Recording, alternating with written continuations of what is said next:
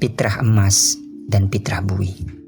Mungkin ada yang bertanya, kenapa ketika terjadi ketidakseimbangan ekonomi dan politik suatu negara, harga emas cenderung naik? Pertama, emas itu safe haven asset atau aset yang memiliki resiko minim. Sehingga pada saat krisis akan banyak pelaku ekonomi yang memburu. Hal yang paling penting adalah nilai nominal emas mencerminkan nilai intrinsiknya. Hal ini menyebabkan permintaan terhadap emas meningkat.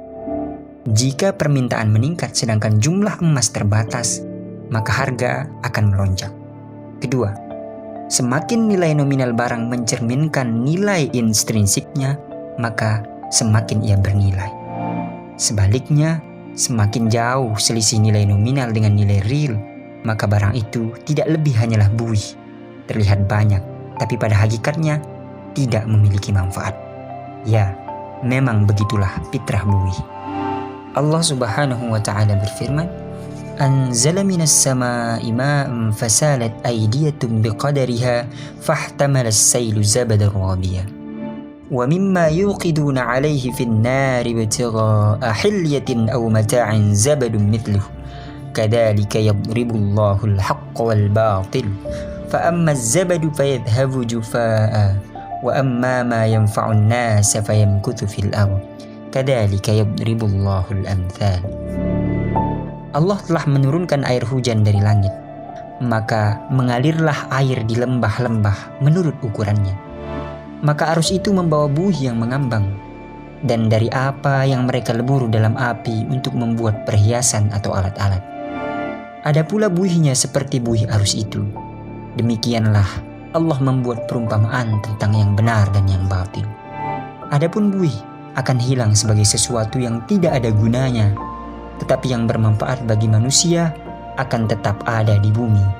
Demikianlah Allah membuat perumpamaan. Mungkin akan ada yang bertanya lagi, kalau begitu, kenapa dolar Amerika Serikat juga sering disebut sebagai safe haven asset?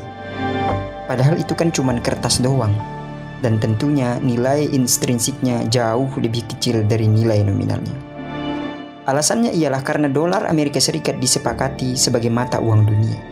Jadi, dolar bernilai bukan karena fisik bendanya bernilai, tapi karena ia dijadikan sebagai mata uang dunia, sehingga nilainya cenderung stabil.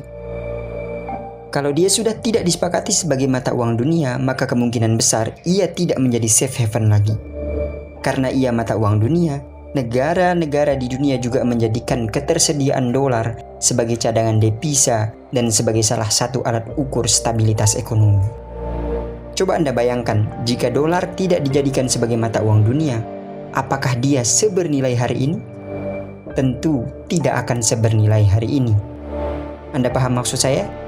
Jadi, dolar itu bernilai bukan karena dia memang bernilai, tapi karena sistem menjadikannya bernilai.